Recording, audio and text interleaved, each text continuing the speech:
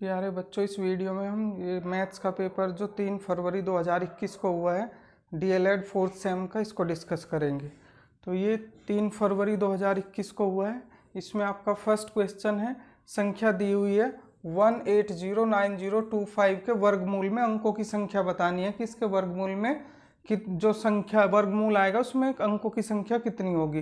तो इसको कुछ बच्चे इसका वर्गमूल निकालते हैं तब करते हैं, तो 1 मार्क का है, इतनी बड़ी कैलकुलेशन नहीं करनी, ऑब्जेक्टिव टाइप क्वेश्चन है, मल्टीपल चॉइस। अगर इसका वर्गमूल निकालते हैं आंसर तो उससे भी आ जाएगा, लेकिन उसमें कैलकुलेशन बड़ी हो जाएगी। वर्गमूल तो इसका 1345 आ जाएगा, तो इसमें 4 डिजिट है, आंसर 4 हो जाएगा। लेकिन इसका आसान तरीका है कि इसमें आप संख्या काउंट कर लो, इस संख्या में डिजिट देखो कितने, 1 2 3 4 5 6 7 है, और 7 क्या है, विषम संख्या है और नंबर है। तो इसमें जब हम इसका स्क्वायर रूट लेंगे अंकों की संख्या कितनी होगी, तो इसमें n+1/2 फॉर्मूला होता है कि अगर n विषम है अंकों की संख्या तो n+1/2 करते हैं। तो यहाँ पे 7 है, 7 + 1 कितना हुआ, 8/2 4। तो इसके वर्गमूल में 4 अंक जो संख्या आएगी वो 4 अंक होंगे उसमें।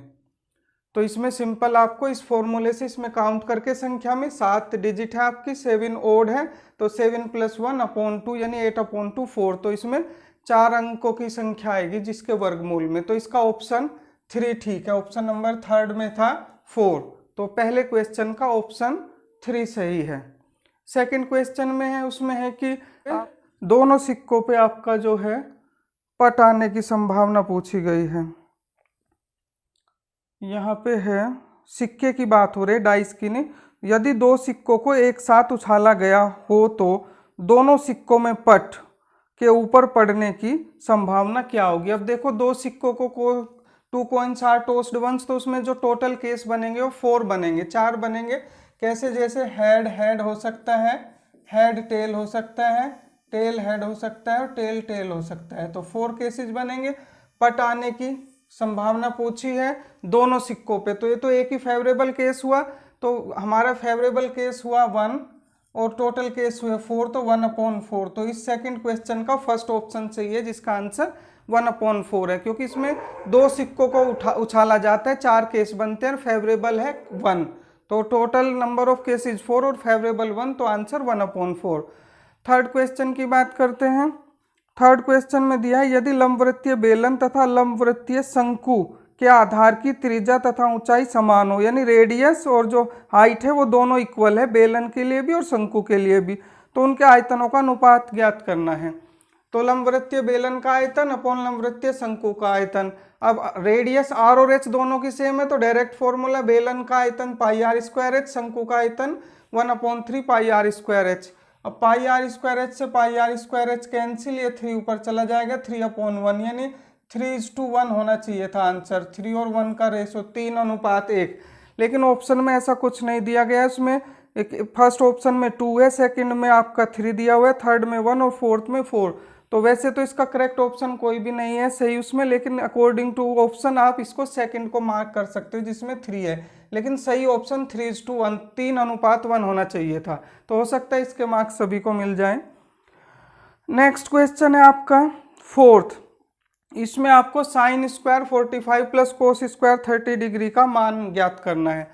अब साइन स्क्वायर 45, साइन 45 की वैल्यू आप जानते हो, साइन 45 कितना होता है, 1/√2। तो साइन स्क्वायर 45 है तो 1/√2 का स्क्वायर हो जाएगा, प्लस कोस स्क्वायर 30, यानी कोस 30 की वैल्यू, कोस 30 की वैल्यू होती है √3/2, उसका भी स्क्वायर हो जाएगा। 1/√2 का स्क्वायर तो 1/2, स्क्वायर करने पे रूट रिमूव हो गया, और √3/2 का स्क्वायर करेंगे, √3 का तो रूट रिमूव हो गया, 3 आ गया, 2 का स्क्वायर 4। अब इन दोनों का एलसीएम लिया, 2 और 4 का एलसीएम 4 आ गया। अब 2 2 जा 4, 2 की 1 में मल्टीप्लाई की, 2 + 3 एज इट इज, 2 + 3 5/4। तो इसका आपका फोर्थ क्वेश्चन का थर्ड ऑप्शन सही है, थर्ड ऑप्शन में है 5/4। अब फिफ्थ क्वेश्चन पे आते हैं। फिफ्थ क्वेश्चन में कहा गया है, यदि किसी वर्ग की लंबाई और चौड़ाई दोनों को 50% बढ़ा दिया जाए तो वर्ग का क्षेत्रफल कितने गुना बढ़ जाएगा। अब देखो लंबाई चौड़ाई वर्ग की तो चारों भुजाएं समान होती है, तो लंबाई चौड़ाई अलग अलग से तो कुछ नहीं होगी। तो हमने क्या माना, वर्ग की लंबाई और चौड़ाई 50% बढ़ा दी जाए, तो माना वर्ग की जो भुजा है, जो साइड है वो x है, x इकाई है। ये सेंटीमीटर मीटर किसी में भी हो सकती है, क्योंकि क्वेश्चन में ये मेंशन नहीं है सिर्फ, इसलिए हमने इसको x इकाई ले लिया गया है। तो वर्ग का क्षेत्रफल x स्क्वायर वर्ग इकाई हो जाएगा। अब नई भुजा यानी जब उसमें 50% बढ़ाई गई है तो x प्लस 50% ऑफ x, तो 50 इंटू एक्स अपॉन 100, इसे सिंप्लीफाई करेंगे 50 से 2 टाइम्स कैंसिल हो जाएगा, एलसीएम लेंगे 2 1 जा 2, तो ये 3x अपॉन 2 आ गई नई भुजा वर्ग की 50% इंक्रीज होने के बाद, जब 50% वृद्धि कर दी गई है भुजा में। तो नया वर्ग का क्षेत्रफल क्या होगा, फॉर्मूला वही है भुजा का वर्ग, तो 3x अपॉन 2 का स्क्वायर 9 अपॉन 4x स्क्वायर वर्ग इकाई हो गया। अब ऑप्शन में 9 अपॉन 4 भी दिया है फर्स्ट ऑप्शन जो है, तो काफ़ी बच्चों ने इसमें मिस्टेक किया, उन्होंने डायरेक्ट यहाँ से 9 अपॉन 4 लिख दिया है, लेकिन ये तो बढ़ने के बाद आया है, नया वर्ग का नया क्षेत्रफल है। अब क्वेश्चन में पूछा है कि कितने गुना बढ़ जाएगा, बढ़ना, ये तो इंक्रीज साइड इंक्रीज होके ही आया है, इतने गुना बढ़ेगा नहीं। तो इसमें हमें करना क्या है, वर्ग के क्षेत्रफल में वृद्धि, यानी जो नया क्षेत्रफल आया 9 अपॉन 4x स्क्वायर, उसमें से पुराना क्षेत्रफल माइनस करेंगे, वही तो वृद्धि आएगी। तो माइनस एक्स स्क्वायर के एक्स स्क्वायर कॉमन आ गया, 9 अपॉन 4 माइनस 1, एलसीएम लेंगे 4 1 जा 4, 9 माइनस 4 ये 5 हो जाएगा, 5 अपॉन 4 एक्स स्क्वायर, यानी पहले क्या था एक्स स्क्वायर, तो जो वृद्धि हुई है वो 5 अपॉन 4 हुई है। तो इसका ऑप्शन नंबर 4 सही है।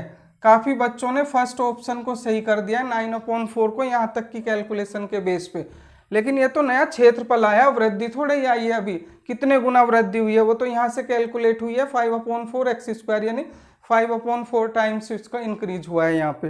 तो ऑप्शन 4 आपका इसमें सही है। क्वेश्चन 6 पे आते हैं। वैसे तो नॉर्मली 5 ही ऑब्जेक्टिव टाइप आते हैं, लेकिन अब की बार फर्स्ट टाइम है कि 6 क्वेश्चन आपको ऑब्जेक्टिव टाइप दिए गए हैं। 6th क्वेश्चन में निम्न में से कौन सी परिमेय संख्या 3/5 और 4/5 के मध्य नहीं आती, 3/5 और 4/5 के मध्य नहीं आती। तो सिंपल है, इसे 3 को 5 से डिवाइड करके देखो 0.6, 4 को 5 से 0.8, तो हमारी इनके बीच में नहीं आती। अब ये ऑप्शन से क्लियर है, फर्स्ट ऑप्शन है 7/10 0.7 आएगी, वो इनके बीच में आती है। ऐसे ही सेकंड ऑप्शन को भी डिवाइड करें तो इनके बीच में ही आ रहा है। थर्ड भी जो फोर्थ वाला है 16/30, इसको डिवाइड करें तो 0.533 आता है, तो ये इन 0.6 और 0.8 के बीच में नहीं आ रहा है, तो सिंपली ये आपका फोर्थ वाला ऑप्शन सही हो जाएगा। तो ये 6 क्वेश्चन ऑब्जेक्टिव टाइप आपके कंप्लीट हुए। अब वेरी शॉर्ट पे आते हैं। क्वेश्चन नंबर आपका अब है यहाँ पे 6th क्वेश्चन कंप्लीट हो गया। 7th क्वेश्चन पे आते हैं।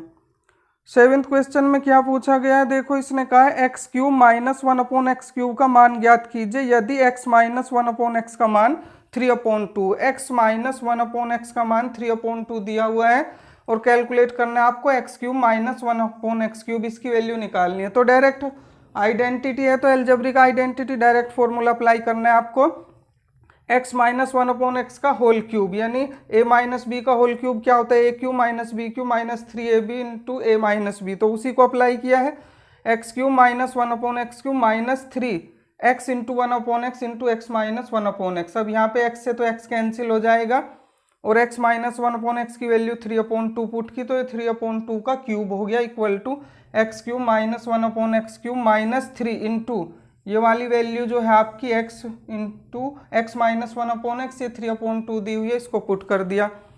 अब सिंप्लीफाई करो, इसकी तो हमें वैल्यू ही निकालनी है x माइनस 1/x³ की, 3/2 का क्यूब करेंगे, यह आ जाएगा आपका 27/8 और ये वैल्यू इधर आ जाएगी 3 इंटू 3 9/2, इधर आके इसमें प्लस हो जाएगा 27/8 प्लस 9/2, दोनों का एलसीएम 8 आ गया, 27 एज इट इज, 2 4 8 और 4 इंटू 9 36, प्लस किया तो 63/8, ये आपका आंसर आ गया। x³ माइनस 1/x³ का आंसर 63/8 आ गया। ये क्वेश्चन 7th कंप्लीट हुआ।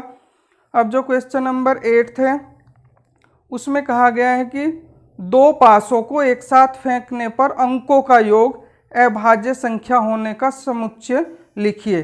अभाज्य संख्या होने का, अभाज्य यानी प्राइम नंबर्स, अंकों का योग अभाज्य होना चाहिए प्राइम नंबर, और अभाज्य आप जानते हो जो संख्या 1 से और अपने आप से डिवाइड होती है।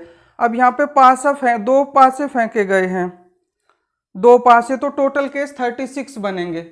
अब जो सबसे बड़ा क्या होगा 6 और 6 12 और सबसे छोटा 1 और 1 2, यानी 2 से 12 तक का सम आएगा, उनमें अंकों का योग 2 से 12 तक आएगा। अब 2 से 12 के बीच में या हमें इनमें 2 से 12 तक हमारी अभाज्य संख्याएं कौन सी होंगी? एक तो 2 ही आएगी, एक 3 आएगी, 5 आएगी, 7 आएगी और 11 आएगी, ये संख्या आएगी। यानी उन दोनों पासों पे जो अंकों का योग है, अगर 2 आता है या 3, 5, 7, 11, ये प्राइम नंबर अभाज्य संख्या होगी। तो ये जितने केस बनेंगे आपके सेट में आ जाएंगे, समुच्चय में। तो हमने सेट ए समुच्चय ए लिखा। पहला केस 1, 1, दोनों को प्लस करो तो 2 आता है, अभाज्य संख्या है। 1, 2 प्लस करो 3 आता है, अभाज्य है। 1, 4, 5 आता है, अभाज्य है। 1, 6 प्लस करो 7 आता है, अभाज्य है। तो 1 फर्स्ट पे 1 आके तो आपके 4 केसेस बन गए, 4 केस बन गए। फिर फर्स्ट वाले पे 2 आके भी आपके देखो 3 केस बन रहे हैं। 2, 1 सम 3 आया, 2, 3 सम 5 आया, 2, 5, 7 आया। ऐसे ही 3, 2, 3, 4, 4, 1, 4, 3, 5, 2, 5, 6, 6, 1, 6, 5। ये आपके सेट समुच्चय बन गया, जिनमें दोनों पासों पे जो अंकों का योग है वो अभाज्य संख्या है, प्राइम नंबर है। तो क्वेश्चन नंबर 8 कंप्लीट हुआ। 9th पे आते हैं। 9th पे कहा है इन्होंने, पृथ्वी से चंद्रमा की दूरी लगभग 384,000 किलोमीटर है। यदि पृथ्वी के चारों ओर इसका पथ वृत्ताकार हो जाए तो चंद्रमा के पथ की परिधि ज्ञात कीजिए। अब यहाँ से पृथ्वी से चंद्रमा की दूरी, सपोज करो ये यहाँ पे पृथ्वी और ये चंद्रमा, ये दूरी दी हुई है आपको 384,000 किलोमीटर। अब इसको ये वृत्ताकार पथ बन जाए, ऐसे सर्किल बन जाए, और तो इसकी परिधि यानी इसकी परिधि सरकमफ्रेंस निकालिए तो ये रेडियस बन जाएगी आपकी डिस्टेंस। तो यहाँ पे क्या हुआ, पृथ्वी से चंद्रमा की दूरी जो है ये आपकी त्रिज्या बन जाएगी। फिर जब आप सर्किल बना रहे हो, वृत्ताकार पथ, और इसकी परिधि, तो चंद्रमा के पथ की परिधि का सूत्र है 2 पाई आर। आर की वैल्यू पुट कर दिया आपने, मल्टीप्लाई की तो 768,000 पाई किलोमीटर, ये आपकी परिधि आ जाएगी। क्वेश्चन नंबर 9 कंप्लीट हुआ। अब क्वेश्चन 10 की बात करते हैं। 10th में कहा है कि इसके फैक्टर करने हैं, गुणनखंड करने हैं। 24 माइनस 3a² प्लस 34a इसके गुणनखंड करने हैं। तो इसमें क्या करें, इसे पहले प्रॉपर वे में लिख लो। ए में क्वाड्रेटिक, ए में द्विघात समीकरण है, तो पहले हमने लिखा -3a², फिर प्लस 34a प्लस 24, यानी घटते हुए क्रम में, पावर का घटता हुआ क्रम लिखा है।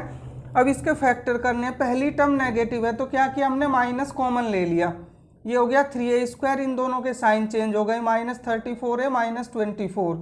अब इसको फैक्टर करना है तो 24 की 3 में मल्टीप्लाई करेंगे 72 हो गया। अब 72 के ऐसे गुणनखंड ऐसे फैक्टर करने हैं जिनका डिफरेंस 34 आए। तो 36 दूनी 72, डिफरेंस 34 आ रहा है। कुछ बच्चों ने क्या किया, माइनस कॉमन लेके इसे गायब कर दिया। अब इक्वल टू 0 नहीं है कि -0 में चला जाएगा, माइनस कॉमन लिया है तो बाहर रहेगा अभी आपके पास माइनस एज इट इज। अब ये हमने 36 दूनी 72 आपके फैक्टर किए, 36 - 2, फिर इसको ब्रैकेट रिमूव किया, 3a² minus 36a plus 2a minus 24। पहली 2 टर्म्स में से इन दोनों में से 3a कॉमन आ गया, ब्रैकेट में यहाँ से a बचेगा माइनस यहाँ से 12 बचेगा।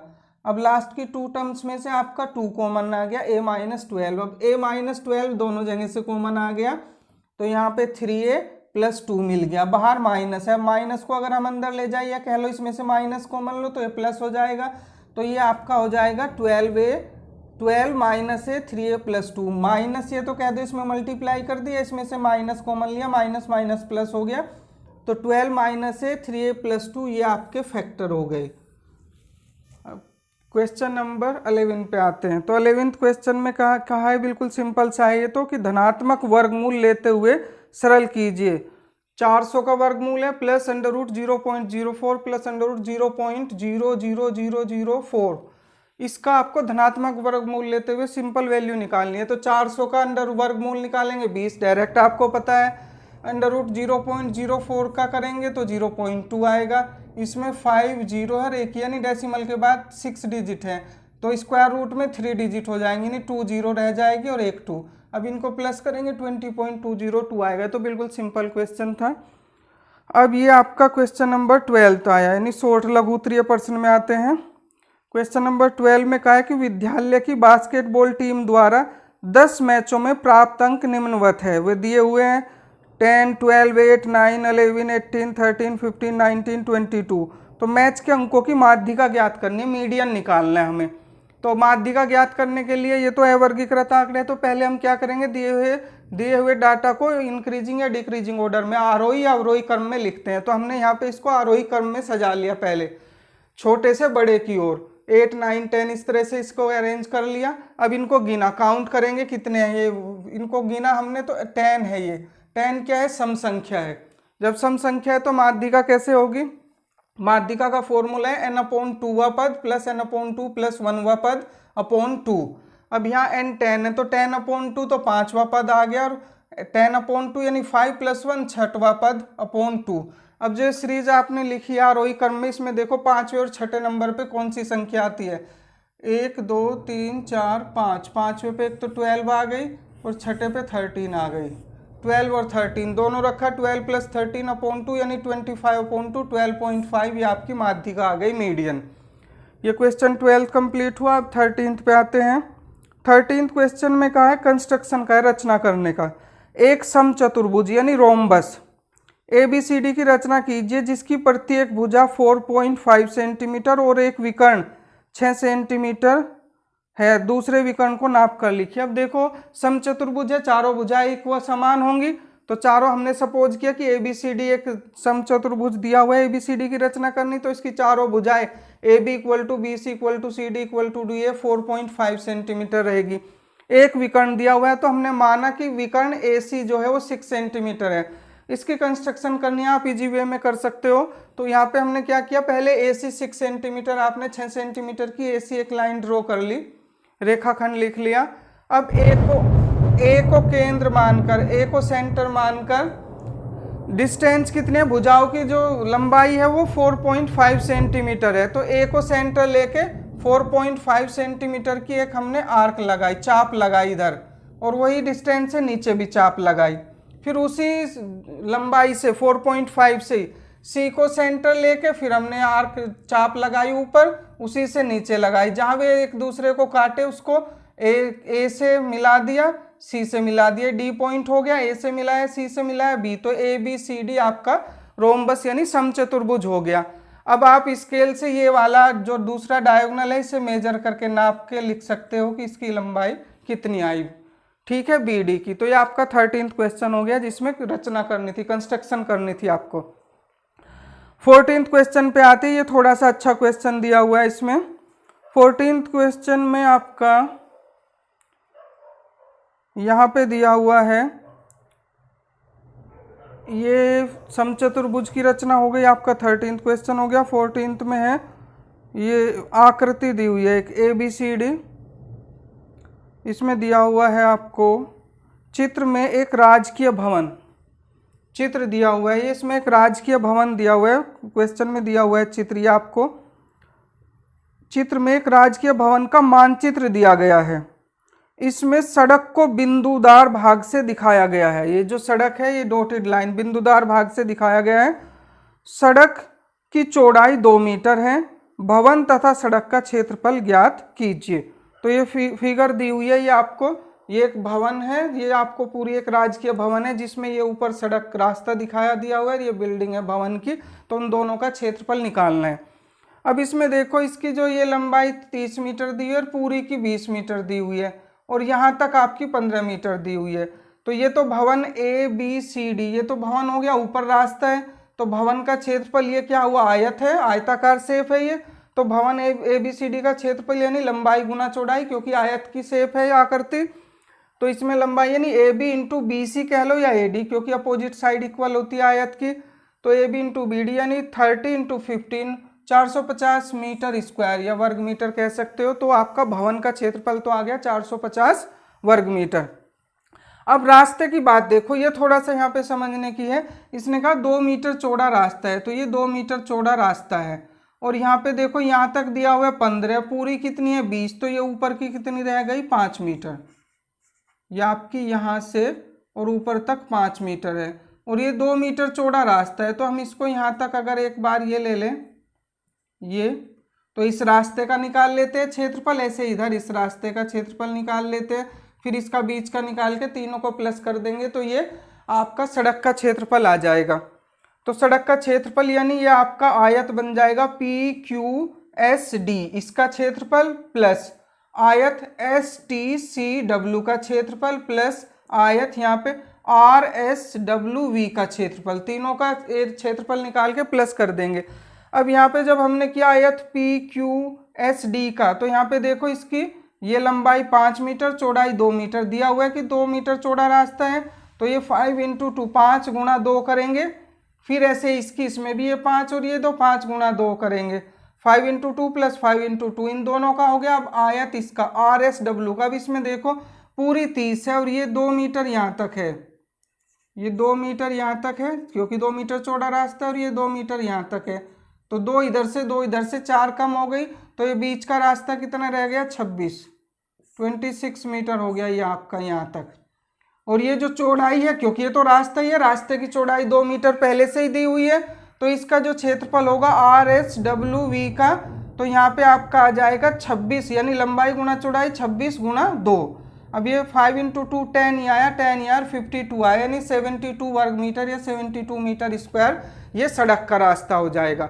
तो इसमें इसका भवन का क्षेत्रफल निकालने में कोई दिक्कत नहीं, इसका सड़क का निकालने में ध्यान रखना है कि 2 मीटर चौड़ा रास्ता है, तो ये इधर से 2 मीटर, ये भी 2 मीटर ही रहेगा, पूरी 20 दी हुई है, यहाँ तक 15, तो ऊपर की 5 मीटर रहेगी। तो इस तरह से हमने इसका सड़क का क्षेत्रफल भी निकाल लिया। अब नेक्स्ट क्वेश्चन पे आते हैं।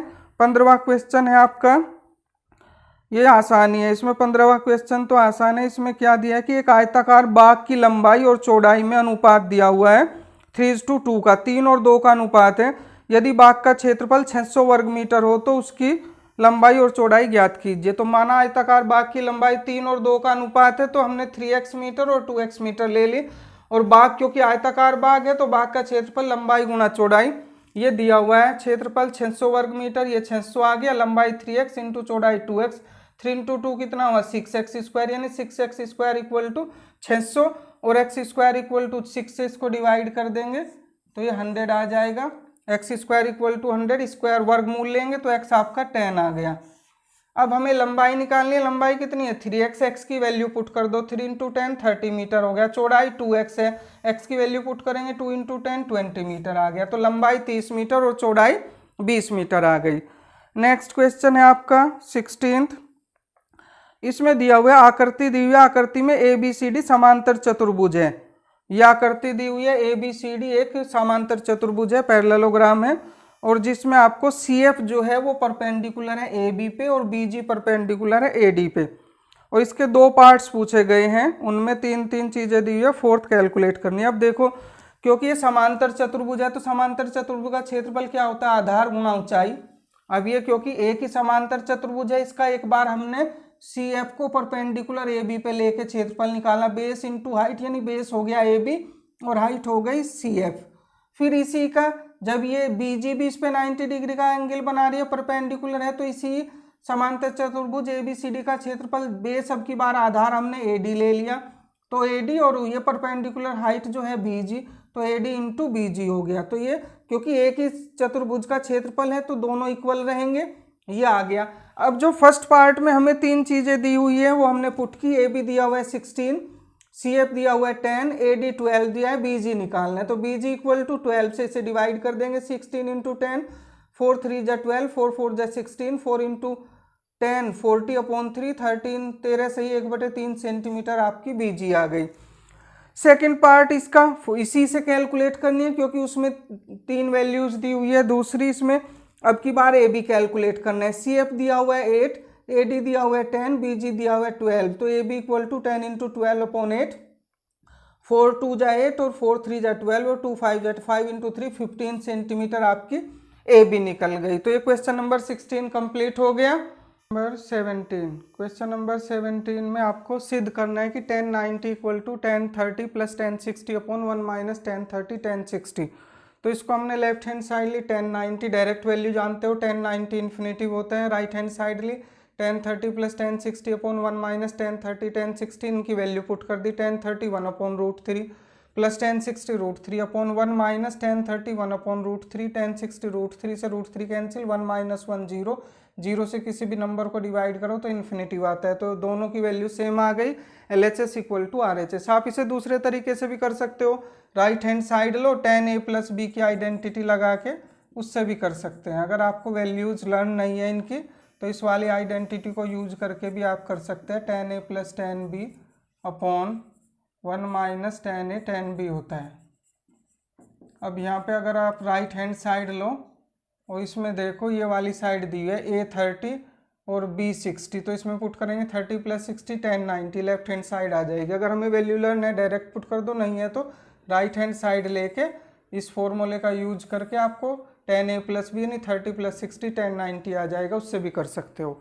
नेक्स्ट क्वेश्चन पे आते हैं, ये लास्ट क्वेश्चन है पेपर का। एक पासे को 1000 बार फेंकने पर प्राप्त परिणामों 1 2 3 4 5 6 की बारंबारता निम्नांकित सारणी में दी गई है। 1 2 3 4 5 6 में से प्रत्येक के आने का प्रतिशत ज्ञात करना है। अब देखो परिणाम है एक आने का, जो एक आने की बारंबारता है 185 185 टाइम्स 1 आ सकता है, 145 टाइम्स 2 आ सकता है, ऐसे ही 160 टाइम्स ये इनकी बारंबारता दी हुई है। अब हमें इसे प्रतिशत में निकालना है कि कितने % चांस है कि परिणाम 1 आए। तो अब देखो 1000 बार फेंका गया है तो पहले 185 अपॉन 1000, ये तो अपॉन में आया कि 1000 बार में से 185 बार परिणाम 1 आ रहा है, लेकिन अब इसकी परसेंटेज इंटू 100, तो यहाँ पे देखो 2 जीरो से तो 2 जीरो कैंसिल हो गया और 10 से इसको डिवाइड करेंगे 18.5 आ जाएगा। ऐसे ही सेकंड वाला 2 आने की 145 अपॉन 1000 इंटू 100, 2 जीरो से आपका 2 जीरो कैंसिल हो जाएगी और 145 को 10 से डिवाइड करेंगे 14.5% आ जाएगा। ऐसे ही ये 16% आ जाएगा, या 14%, ये 18% और ये 19%। इन सबको प्लस भी करके देखना, टोटल आपका 100% आना चाहिए। अगर नहीं आ रहा है तो कहीं पे कोई मिस्टेक हुई है, तो इसको प्लस करते हैं 100% आता है। तो इस तरह से आपका ये क्वेश्चन पेपर कंप्लीट हो गया। आप इसको देख सकते हैं, अच्छी तरह चेक कर सकते हैं।